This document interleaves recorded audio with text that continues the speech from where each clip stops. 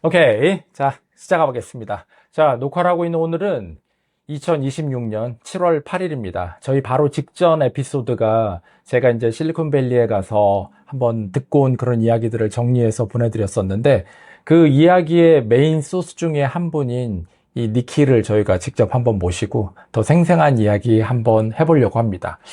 굉장히 재미있는 분인데요. 오늘 김민석 대표님과 제가 안녕하세요. 한번 이런 질문들 저런 질문들 한번 드려보도록 하겠습니다. Okay, welcome, Nikhil. Thanks for Welcome. having me. Yeah, Great yeah. to be here. So actually, we had a lot of talk while we were staying in San Francisco. Yeah. I really appreciate your time on us. This is amazing. Yeah, because your career is really, really special and so young. So we need a lot of questions today. So actually, let us begin with how you ended up, being an investor in such a young age. So you graduated from Stanford, and then you were the first engineer, Merkle, and you were the researcher with your own professor in Stanford. So let us just begin with, how you ended up being in this position. Yeah. So I think it kind of goes back to, my childhood growing up. So my parents were both engineers, actually. So my dad worked at a company called Early Warning Services that made the product Zelle eventually. Yeah. So Zelle is like the financial kind of banking instrument, kind of like Venmo that all the banks use to transfer money between different companies. And so he was part of the main engineering effort, like leading that to create that product. And so I learned a lot from him on engineering. He always kind of pushed me in that sort of direction. So I originally grew up in Arizona, went to high school there, and then graduated, went to college in California at Stanford. So I did my bachelor's in math and my master's in computer science at Stanford. I think my first year at Stanford, I really wanted to be a math professor, actually. Professor. Yeah. Interesting. Always had this dream of, teaching people and learning and doing pure research. I think within the first year of doing math research, I really quickly realized, I don't want to just look at a whiteboard for the rest of my life. And I think my freshman year, my first year of college, was when ChatGPT had first come out. I spent the last 4 years of high school working on semiconductors, so working on the hardware side. And so I came to college wanting to explore more on the software side as well and do kind of a mix of both software and hardware. And so, especially when ChatGPT got released, it was kind of this big wow moment of there's so many capabilities that are unlocked and how you can automate different things in the world, how you can explore different aspects of the world. And being a pure math, researcher for the next 20, 30 years felt like not as important of, what this could potentially be. And so I think I realized that this is what I kind of wanted to focus on. So my first summer, I decided to work at a couple different startups and then was also doing research on hardware chip design on VLSI circuits for Which circuit? VLSI. VLSI. Yeah. Yeah. For some deep learning applications. And so making them very, very specific for whatever applications we had in mind. I think it was like my first exposure into AI, into formal AI research. And I was really excited by kind of what the possibilities were there.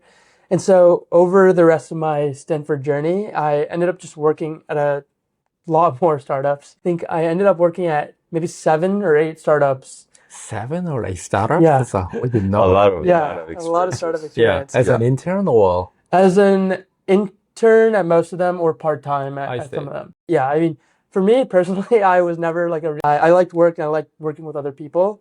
And so I would just work 20, 30 hours a week, working at some startups. And then junior year, I was working with some friends on my own startup on these video avatars, kind of like HeyGen or Tavis. And so in those early days, one of our first kind of early people that we had reached out to was Mercor. So this is back in 2023, before Mercor had even raised their seed round. And we had just seen them in the LinkedIn comment section. And we were like, these guys would be perfect for us to test with. We didn't end up raising money for the company because we thought we could just bootstrap the company and it'd be great. But the only thing that turns out ended up actually mattering is how cheap and reliable could you serve those video models. And so you actually do need to raise a lot of money to serve it at scale. So we ended up shutting the company down. But then a couple months later, I actually ended up joining Mercor. They hired me to help lead a lot of their research engineering efforts. I think it was very early on in the whole data wave in human data. And so a lot of what we were doing initially was labor markets, But within the first couple months of me joining, we really shifted our focus to focusing on human data.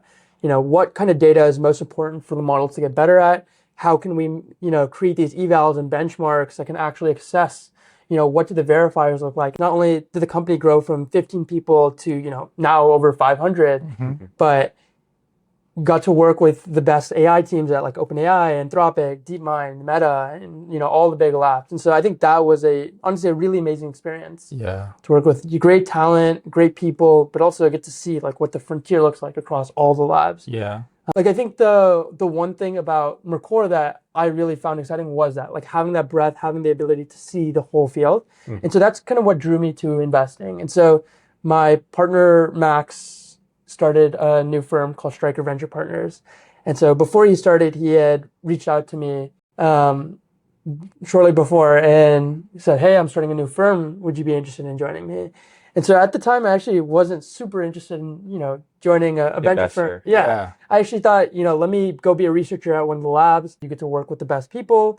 A lot of my smartest friends were working there. And so I thought there's a lot to learn there, but also like being in a company that's like actually at the frontier, doing the research, building the models. I think there's just a lot of, stuff and material that you can kind of gain from that long term. And so that's what my life plan was for a little bit.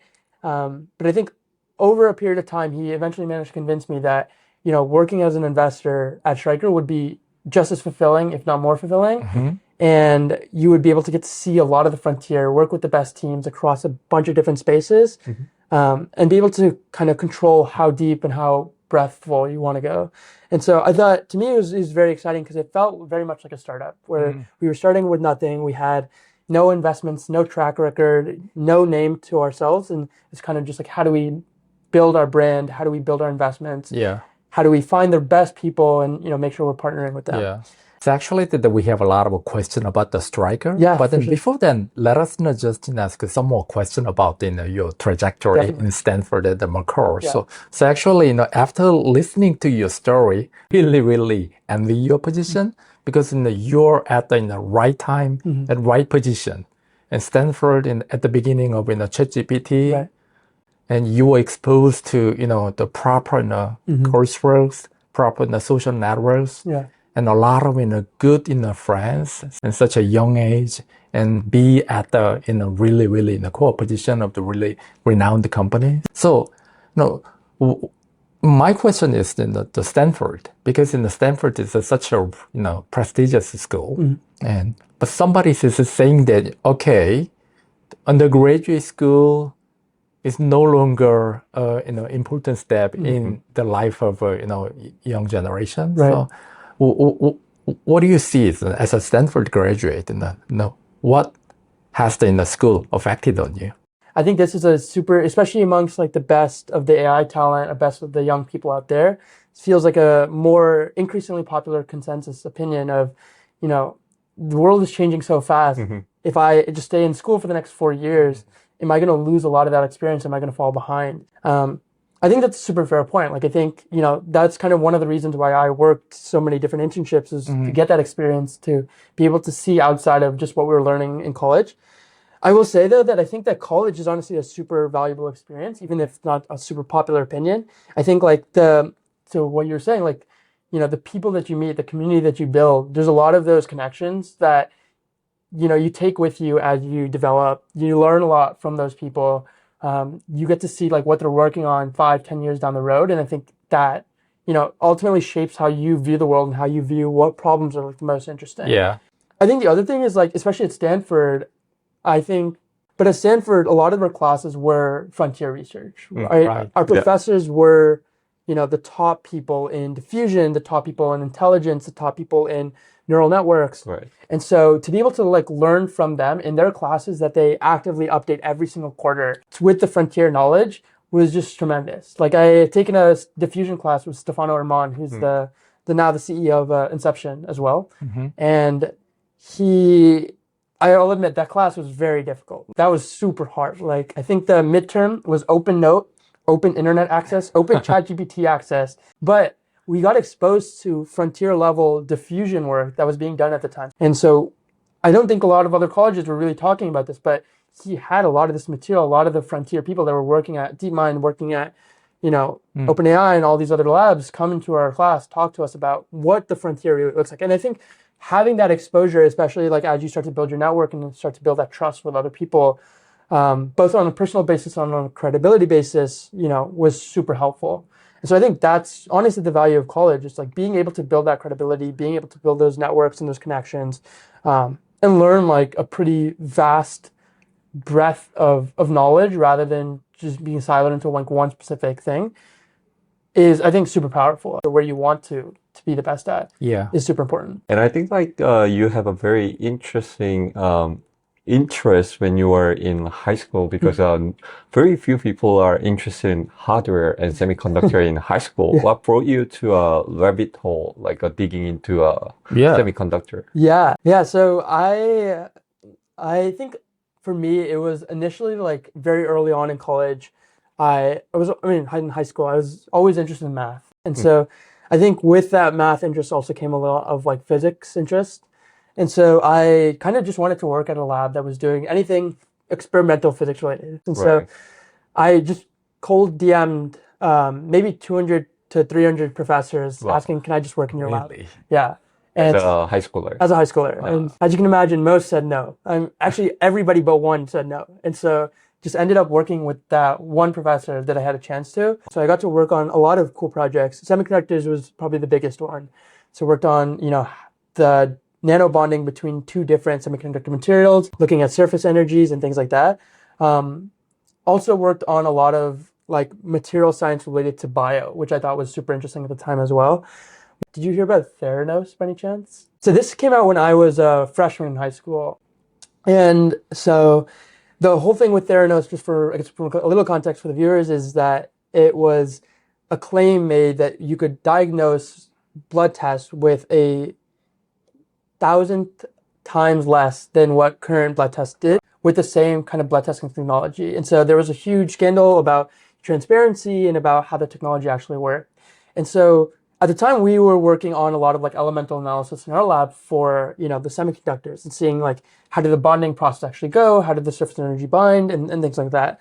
And so we kind of thought like, how do we, could we apply the same technology to blood analysis? And so I spent, a large portion of my time in that lab working on that kind of technology.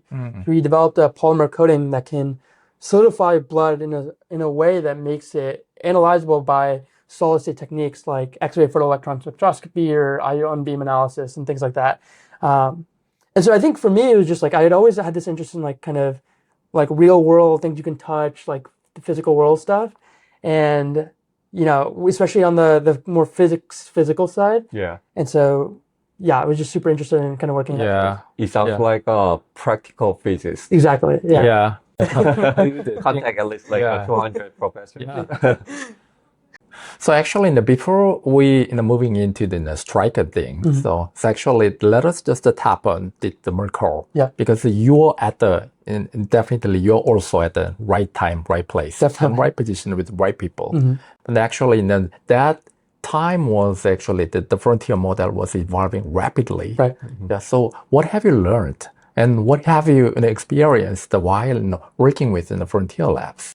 So when I started, we were, I think, around training for, models like GPT-4 or the earliest like XAI models, some of the DeepMind models and things like that. So it was still like very early on. Reasoning, chain of thought wasn't really that prominent yet. And so at that time, like, I think a lot of the model capabilities were still very basic. Like, you couldn't do issues with like very basic math, very basic physics.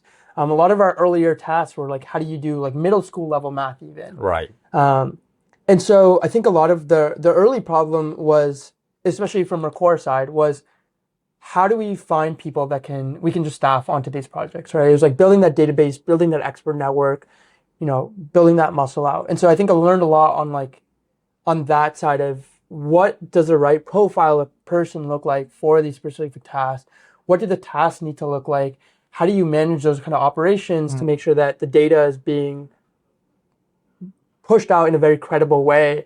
The data makes a lot of sense to the customers who are these like big AI labs and packaged in a way that actually is valuable to them. I think the other thing was like the discovery of like, how do we ourselves pitch new projects to the AI labs on what's actually valuable for them, I see. right? Like a lot of, I think the value comes from being able to say like, hey, I think your models are not good at this thing.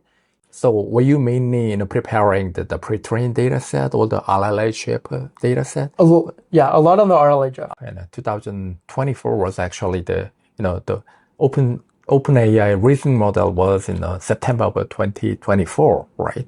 Yes. So after the RLHF, and you guys were asked to create a lot of data about the reasoning. So I think for us, coding data was like the biggest spend out of everything. I think the labs always had a big focus on like, how do we get coding to be the most? Yes. Because I think in terms of like economic productivity, coding is probably one of the biggest spends. But then I think after that, it's transitioned into like the more vertical tasks like math, physics, legal, bio, health, and some more niche tasks that they have.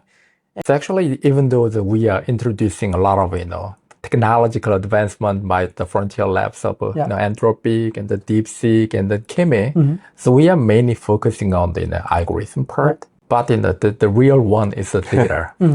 Working in a fastly growing startup is always addressing lots of problems day to day. Like, what is the most challenging problem you experience, like, in the hindsight? I think one was like the model capabilities, like you said, we're developing super quickly.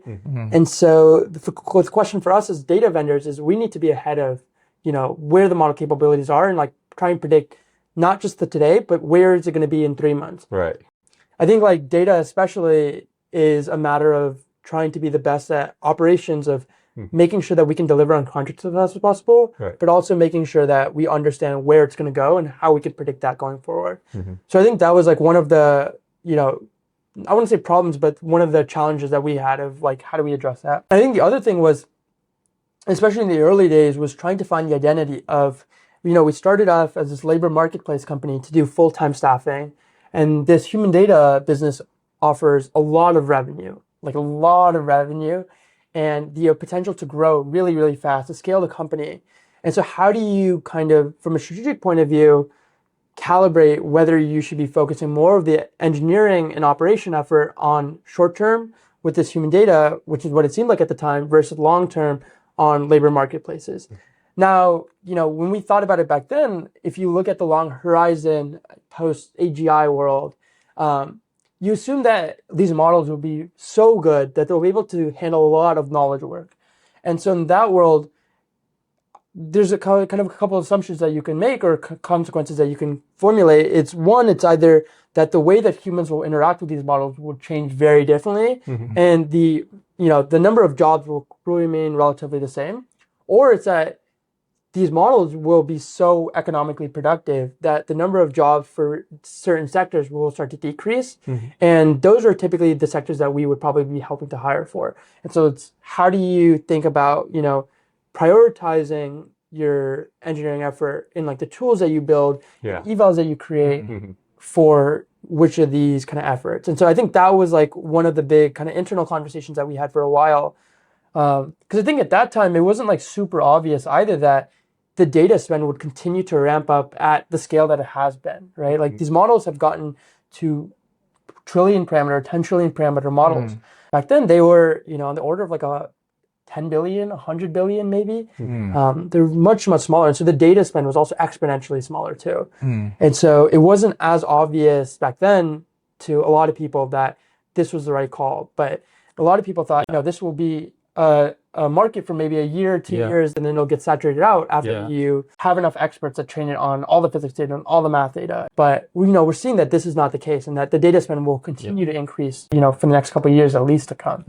I seen a Twitter debates about a data labeling company. Some people say if the Frontier Labs, OpenAI, Anthropic were gonna be listed, they wanna minimize the cost, and then they were gonna build an internal team for the data labeling, and the revenue for the data labeling company we're gonna squeeze. That's the one point. And another point, we are not living in an agent era yet. It's just beginning. If you consider the demand for the huge agents, definitely data is a key point for that.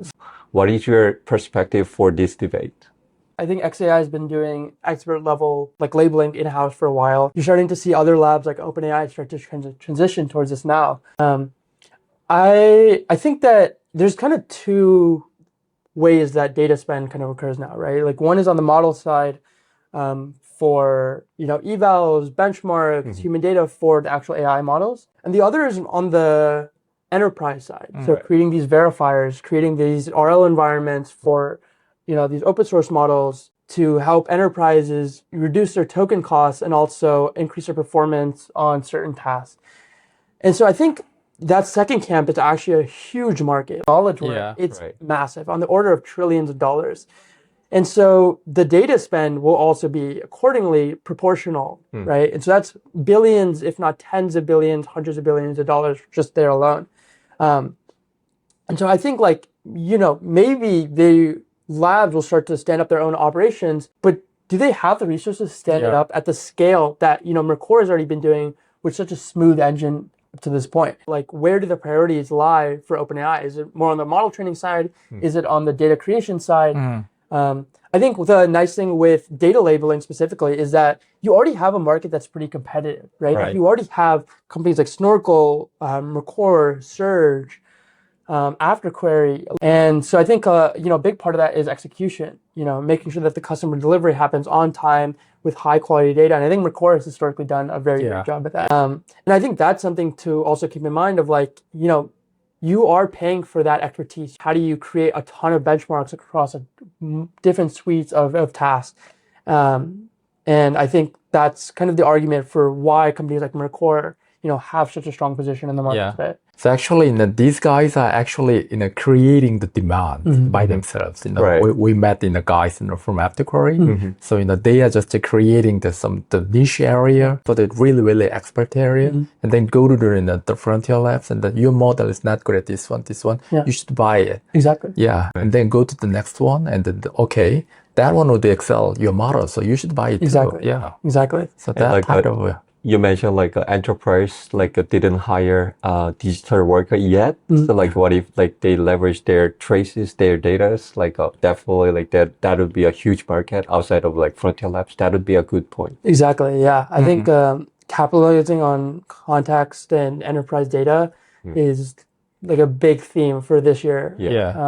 Model is getting bigger and bigger, and the size of the data is also getting bigger. So I think that the market outlook is pretty nice. We should shift the gear to the next topic, which is Strike, your newly created venture capital firm. Because what I don't like in the Korean venture capital industry, because there is one deal, and then let's say the 10 million deal, and 10 venture capital is bringing just one per each. It's like in the spray and pray to alleviate, their risk exposure. And I think that that's a kind of a dumb approach. So once figure out the really nice firm, you should monopolize the opportunity. And you guys are exactly doing it.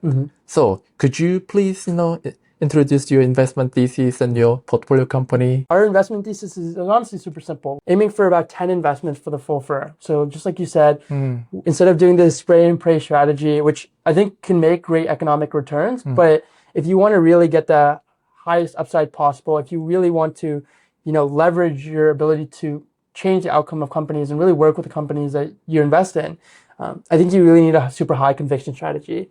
So this means investing in not a lot of companies, taking a board seat, really helping the companies through anything that they need, whether it's hiring, strategy, ops, any sort of funding, compute problems. I think that's kind of what our model is meant for. We're trying to find the 10 best companies in categories that we very strongly will believe will become, $100 billion, $1 trillion categories, and finding the best teams in those categories. I think with our model, it's obviously super risky, right? For us, having only 10 bets, if any of them don't work out, our fund goes to zero super fast. But I think that also comes with the other side of we want to make that forces us to keep the bar very high in categories that we very strongly believe in. And it gives very strong alignment between the founders and between us, right? We're all in with them and they're all in with us. And so it's in both of our best interests to make sure that the company succeeds no matter the cost. And so you're at your first fund right now. So how big is your fund and then how much have you already spent on how many companies? So our first fund is 170 million. We have deployed into around 7 companies at this point. And so anywhere from, AI for chip design, inference, world model for robotics, visual reasoning models, and then a couple cybersecurity companies are our main public focuses right now. So, have probably 5 or 6 more investments to make, but yeah, that's the state of the fund right now. I don't know how much I can publicly share, but we have 10 LPs for the fund. It's premier capital, premier investments. There's no riffraff, there's no nonsense going on with us. We want to make sure that everything that's involved is very clean, very blue chip. I think for us, one of our big kind of personal theses is that with companies, the number one thing you want to make sure you can, maybe not the number one, but one of the main things you need to make sure is how do you make sure the company continues, right? If you can help a company continue to survive and reduce the mortality risk at any point, the company can, with the amazing team and with the best people, can find a way. And so what does this look like? This looks like, how does the company continue to raise money and prove themselves out, whether that's building the product, whether that's, finding new go-to-market angles. And then the other thing is can you continue to hire the best people? Can you build a great team? Yeah. Right? If you have unlimited money and you have the great team and you're in a directionally right category, you can build a very, very great product. And so the question is how do you get to that point? And I think that's a lot of our focus is kind of geared towards that perspective of how do we our companies fundraise? How do we help our companies make sure that they're hiring the very best people, the very best talent? So in order for you to, to figure out the opportunity, how do you do that? The source in those prestigious companies. It's we have been to your party in the last evening, and Recursive and Lorian, they are all, the founder background is really, prestigious and second to none. So how could you, source those deals? Yeah, I think it's I think it starts by first understanding the category. We want to understand where we think the biggest markets are going to be. And so I think hardware obviously is a really important theme of this year. And I think it has been kind of in cycles for the past, however many years, but especially this year with the chip shortage, it's been a very impressive theme. And I think the model is starting to get good to the point where you can do AI for chip design at a very, very high level with great accuracy. If you have the ability to reduce the time to improvement on chips from 1.5 years to just a couple weeks, that's a huge unlock. And so it's thinking about that, talking to researchers and figuring out what are the major categories. I think figuring out the categories is the first thing that we try to figure out at Stryker. And then the second thing is the founder. Who are the founders? Who are the founding team? And what is their background related to the problem at hand?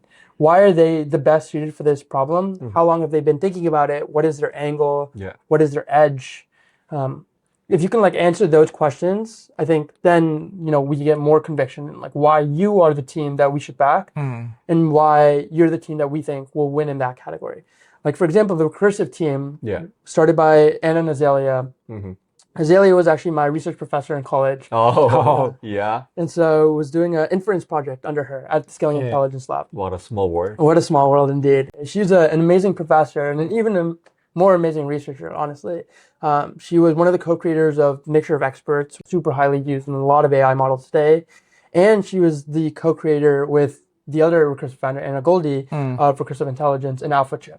And AlphaChip was the first major AI chip design method used at DeepMind to generate 4 generations of Google's TPUs. Right. It's, that paper initially got a lot of backlash from internally within the Google community of, how useful is this actually and how much accuracy is this really? They actually managed to prove all the claims wrong and fight against the backlash and prove themselves correct. And so this is a team that is clearly N of 1, is the category leaders with top tier experience in the chip design space. And so when we had the opportunity to meet them and to invest, we didn't even think about after the first meeting. We went into that meeting saying, we want to invest in you. Yeah. And how will you take our money? Yeah, let me slightly change the question because you just answered that in terms of your company, but your professor, she could have a lot of different opportunities. Yes. Because many other prestigious fund would approach to her and take our money. Yeah. So how could you win the deal? I mean, she did have a lot of opportunities. I guess a little background.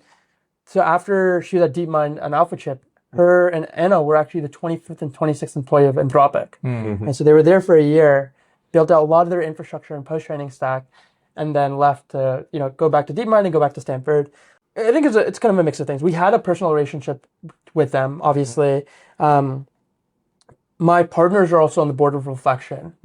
And so they have this kind of frontier knowledge into like what the compute landscape looks like, what the hiring landscape looks like. And I think this is something that like not a lot of VCs really have had the access to, right? Okay. I think Reflection is like US's open source lab, and outside of Anthropic, OpenAI, there's not really a lot of other places like that. Most VCs aren't on the boards of these companies. And so I'm very honestly super lucky to have both of them as my partner, but to have both of them on the board of Reflection that has the AlphaGo team as their founders, that have, Joe Spisak from the PyTorch team and Akanksha from the, DeepMind pre-training team. Having that access not only gave us the network of, amazing AI researchers that helped us in basically saying like, hey, we can help you with the hiring of staff, senior staff level researchers, but also having that connection of, she's worked with a lot of those founders, and we've had like my partners have had a really great track record with those founders. And I think it was a mix of having that personal relationship, having really, really, really great founder references, and then having that like frontier level view into like what's going on in the state of compute and state of models, and where do we think the world is kind of going to go. So you pointed out that, the understanding the market structure and market timing is super important. So actually, my next question falls down to the first part, because the social network, we can copy you. Okay. Let us just ask a question about your sense about the current market landscape in AI. So, there is a clear value chain from the data center, sourcing the land, the building the data center, chip, NVIDIA, and a lot of startups, and the software orchestration, and then finally model and service. There is some AI value chain, and the timing is all different. So can you share your sense of the market landscape and the timing for each stack? Yeah, definitely. I think, we can start at the very fundamental level. So like in America, I think you kind of have to start with power. Power is the most constrained resource. Right. In America, it's kind of the opposite, where power is not only super constrained, but there's a lot of local government backlash. And so spinning up new data centers takes a lot of time. I think that plus the combination of like the chip shortages in like, photonics and lithography and all these other kind of factors all come together to delay data center build-outs. And so you're seeing companies having to take up these tenant leases on these chips for 2-3 years down the line. Like if you look at last year at this exact time, there was chips available. The frontier chip prices were very reasonable, like 1x. Now, if you want like a big cluster, you're paying like 2-3x for these chips. And so I think that it's just like on a very day-to-day basis at this point of, if you're building a very compute-intensive company, thinking about what are the resources and the inputs I need to actually build this company, you need to be monitoring like a lot more closely than you were like 6 months ago. If you think about on the model side of things, there's a lot of NeoLabs now. And I think we all kind of see a lot of these NeoLabs with these super flashy raises. I think are underestimating is the scarcity of the models and the scarcity of compute, right? Like maybe 6 months ago, you could fund 10 NeoLabs and they would all have access to compute, but now it's extremely difficult. The question also becomes of like, where does the value actually accrue, right? Like from an economic point of view, does the value accrue a lot on the chip side? Does it accrue on the land and power side? Does it accrue on the application side? Does it accrue on the infra layer side? I think it's an important question to also assess. I think with, better open source models nowadays that are easily post-trainable with increasing post-training infrastructure. Right. We're seeing companies becoming more wise, especially larger enterprises like Uber, Coinbase, become more wise on token economics. Right. They're starting to understand that you can't just spam Fable Max at every problem and hope that it works. Like you do need to have some mindfulness about how your token costs are being spent and where. And I think margins are starting to become a serious question because, like, maybe last year and the year before that, you had a lot of these application layer companies that are running at like pretty significant negative margins. It was just, here's a business with really great revenue, but really bad negative margins. And it's in an application layer company that doesn't own the model. It only owns kind of this wrapper. And so I think now we're seeing a lot of people kind of transition away from that because we're realizing that, like this model doesn't really make as much sense because if you don't own the model, if you don't own the chips, if you don't own the kind of core infrastructure underneath that, it's really hard to economically make that viable unless you have some way to really utilize like open source with very, very cheap closed source models. And so that's what I think like a big theme for like the next year will be like, how do you post train open source models on your specific tasks? Evals are very well positioned because these verifiers can't be autonomously generated, right? Like you need to have humans create these verifiers for specific tasks.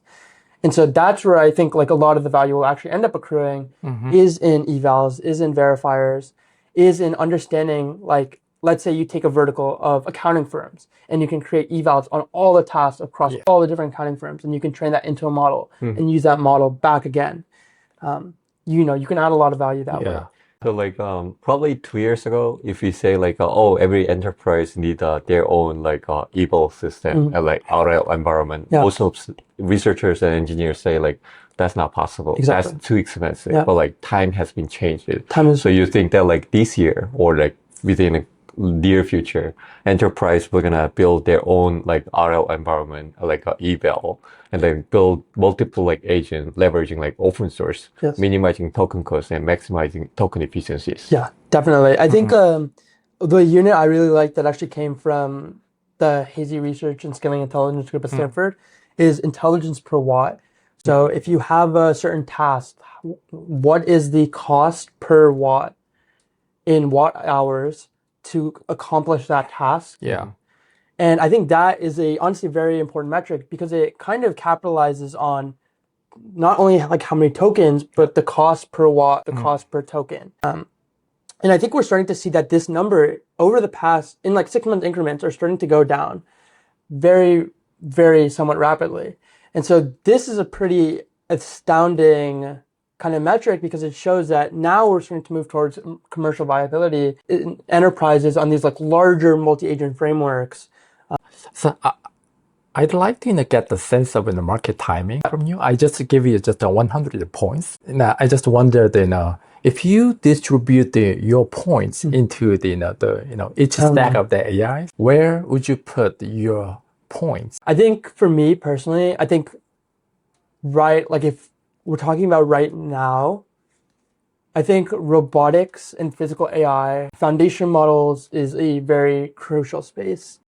I think it's honestly bigger, but it's kind of like the ChatGPT moment for physical AI, where you have companies like Skilled and Pi and Generalist building these foundation models for robotics that will eventually be used for almost like the analogous version of like vertical SaaS companies, but for robotics.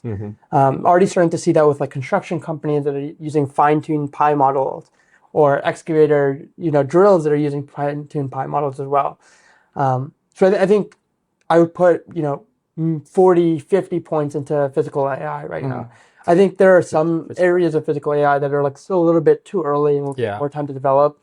What do you think about like where we are like compared to the like progress of like LLM? Because if we see the history of LLM, like we like very few people figure out like pre-training scaling law for GPT-1. And then like a couple of people figure out like RL and test and compute after like GPT-3. Where are we in like for like physical AI? Do we know like a scaling law for like a pre-training? Yes. The model, I think, like the architecture has been evolving pretty dramatically. It started with the VLAs and VLMs and slowly moving to like world action models now. But I think we are starting to see like scaling laws kind of emerge in robotics as we did in LLMs. But I think the difference with LLMs and robotics, like one of the main differences is that you had the whole internet to train on. You had this very easily accessible data source that you could just take and say, hey, let me just give this model. With robotics, it's a lot harder, right? It's like a lot of it needs to be handcrafted, formulated, given sensors for specific applications, and then formulated into the models. And so I think that scale up of how do we increase the data, whether that's in real world, whether that's in simulations, is kind of what's going on right now.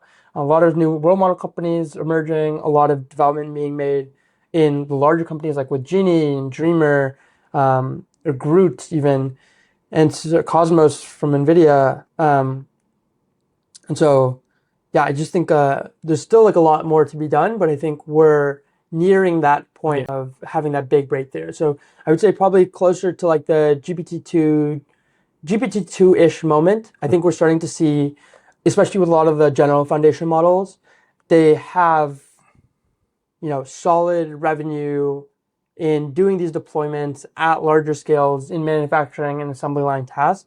But how does that translate to a wide variety of things is the question now. Yeah, and you just mentioned in the physical AI, you're highly interested in it. That might be one of the reasons because for the data there is some exclusivity, and for the RL environment, you do need some type of physical environment to make some tasks. That's the reason why the Frontier Lab is not easily entering into that market. From that perspective, I think that, there might be other areas, and maybe, for example, AI for science, and you introduced us, a lot of, guys in the biotechnology area.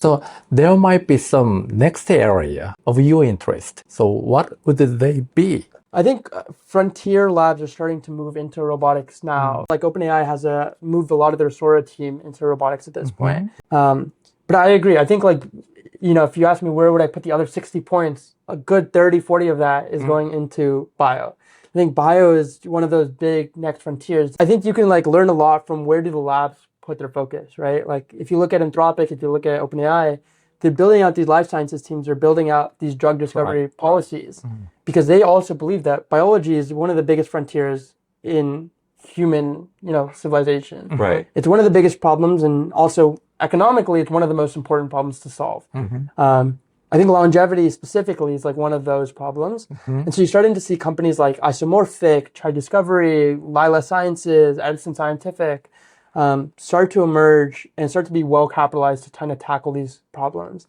Not only from the wet lab perspective of how can we, attach context and agents to wet labs to do drug discovery and create actual foundation models for bio, but also on the AI for science platform side that you're seeing from Google and Anthropic and Edison Scientific of how do we take all of the information that's out there online in all these different research papers and formulate some sort of auto research to find new findings. And whether that's, with an actual lab or just with a bunch of agents, I think that kind of area is super exciting to me. And after the bio, what would be the next of the bio then? After the bio? Just to pick something. I think the reason the bio is super important is because you're able to solve a lot of key problems with life, right? A lot of the problems with suffering in terms of cancer or, mental health or things like this, right?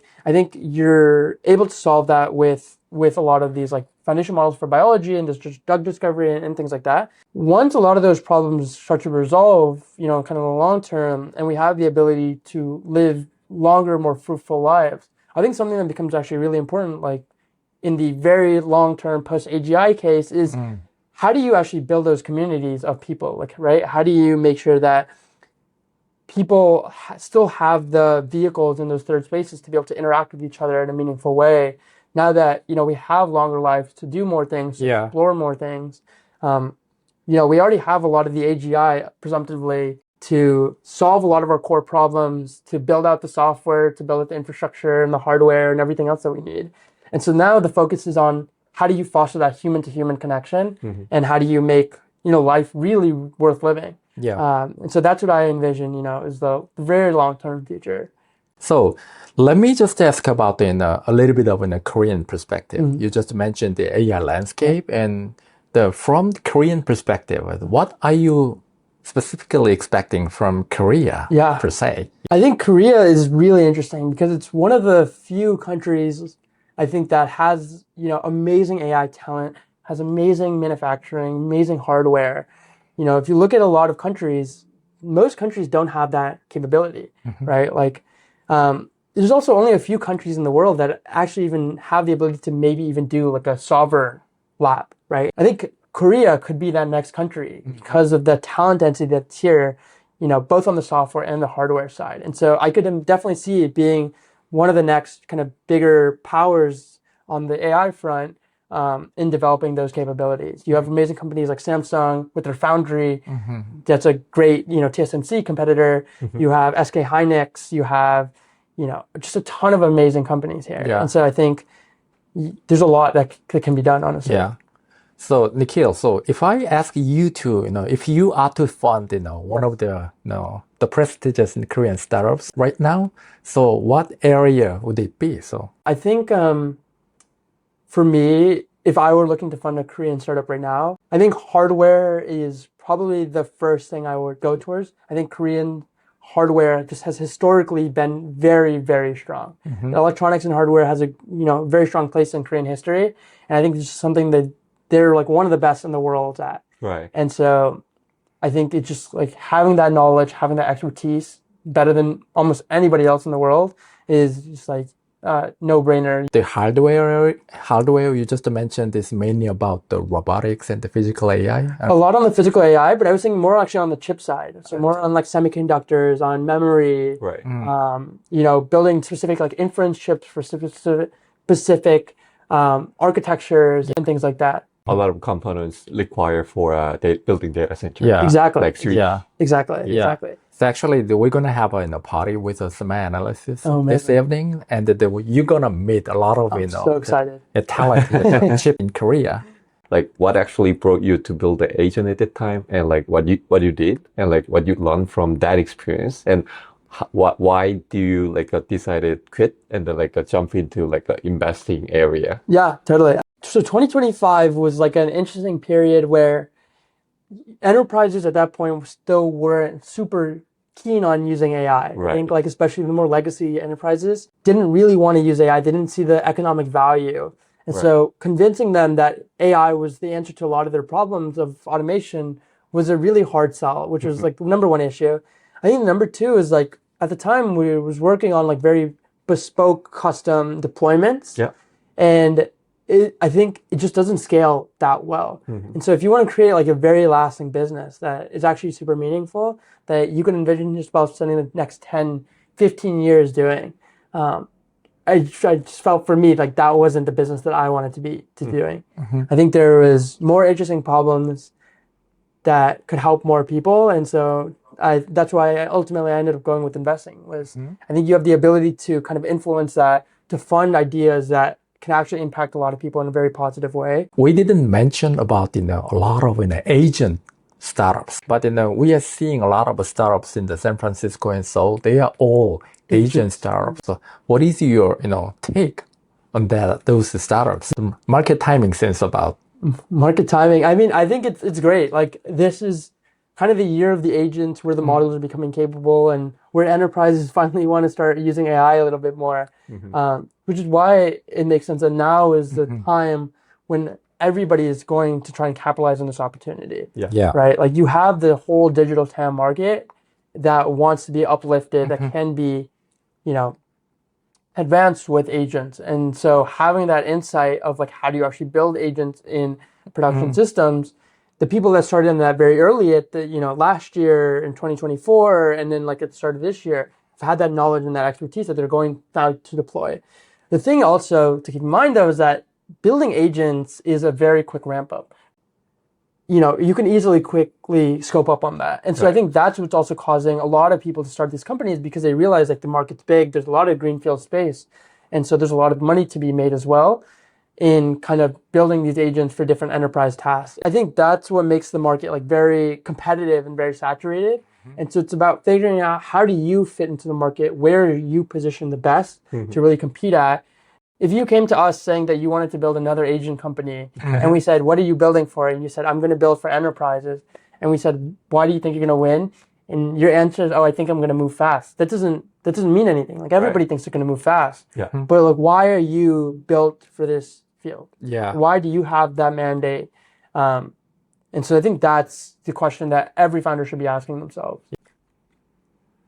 So my last question would be, you came to Korea 3 or 4 days ago. Yes. So you met a lot of people in ICML. You have your own philosophy before, landing into Korea. And you met a lot of people in Korea and many, talents from Frontier Labs. Now, if you change your perspective because of the conversation with somebody, what is it? I definitely have changed, I think, my perspectives on a couple things, honestly. I think there's a lot of really interesting research being done at ICML. A lot of the papers that we're seeing are on benchmarks, on very specific topics, which I think is interesting because, if you maybe look a couple years ago, it was like, okay, what are some cool new model architectures? What are some new experiments we can run? And now it's like, why are the models failing on this benchmark on this specific task? And so I think it wasn't like a big change, but I think it was something that like kind of shifted was, thinking about how do we capture the models to be better on these specific things at the bench that they're not currently good at? How do we formulate these benchmarks? It's something that's a top of mind for a lot of researchers right now. I think the other thing is a lot of researchers to me seem very pilled on kind of this idea of the singularity, of having this like one super powerful model that will be able to kind of do everything. There's been very interesting publications by Anthropic pretty recently on kind of how does a model think and like mechanistic interpretability. And I think I'm starting to see that become more of a space more now than it was before. And I think it started to like slowly ramp up even faster and faster, where like a lot of researchers that are working at these frontier labs are starting to think about, what actually goes on within the model. How are the model like, kind of thoughts and memory actually being perceived? Anthropic released this paper called the J-Space yesterday with their findings on, what does that internal framing really look like for these models? Like I met a founder yesterday that quit his company as the CTO to go work at Anthropic because he realized like there's just so much interesting work. And he was originally working on black box observability, black box models. And he kind of realized that this can't be really true because like if you look at their findings on the interpretability and the transparency of the models, he just didn't really have that conviction anymore that, this was kind of a feasible thing. Starting to see a lot of founders and researchers start to aggregate at these like talent centers and these talent nodes. And so the question becomes like, how do you pull that talent away to pursue these other projects that are just as important, like chip design, like bio, that are outside of the labs and have like more diverse perspectives than what the labs might be doing. My last question is, we three of us are AI pills. Yeah. So what are the biggest change after 5 years, in AI? Honestly, I mean, I can say something, but I don't even know if it'll be right. I feel like the world is changing so much faster. It's hard to predict 1 year after. I feel like I can't even predict, honestly, because there's so many amazing people working on so many amazing projects at this point. My hope is, for 5 years down the line, that the time to discovery for new drug development will be very, very quick. And not only will the drug discovery time be very quick, but the experimentation on the clinical side. Right. I think that's like the really important point on like the regulation and the clinical side of like actually testing it on people, being able to make sure that it actually works without side effects. Within the next 5 years, hopefully, we also approach the clinical side of things and clinical testing. So that's on the bio side. I think on the agent infra side, though, I will say we're seeing a lot of people start to move into doing like autonomous company development, multi-agent frameworks, and auto research. Yep. I think this is like a really big focus of not only the labs, but a lot of these infrastructure and application layer companies. Yep. And a lot of new startups are starting to work on like autonomous company building. And so I think, in 5 years, we'll probably start to see a lot more companies that are not maybe like a holding company model where it's like a person running like a top company that has agents just building out multiple different companies that are like all autonomously run. Totally. And are all connected just via agents. Yeah. And so it'll be interesting to see how interconnected the world becomes at that point, right? Like if you think about, in the Industrial Revolution, how the world became super connected with like these steam engines and with like ships that could travel the globe. It's like the digital version of that. Now we have, digital workers that can travel and communicate autonomously, build these trust graphs and these relationships in like a loose sense, but relationships nonetheless with each other, and share that context and act on that context. And so I think that will be very interesting to see how that plays out. So may I ask your last word to the Korean entrepreneurs and AI engineers and AI researchers? If I had one word to say, I would say there's a lot of very interesting problems out there. There's amazing talent network in Korea, and both hardware and software. And I think there's a time to really capture on that and to try and figure out what the hardest problems to solve are, to collect the smartest people that you can, and to really try to tackle these problems that you think will actually make a difference in people's lives. Thank you. Thank you, guys. Yeah. Thank you for having me. Yeah. Yeah. Thank you so much for your time. Thank you, guys.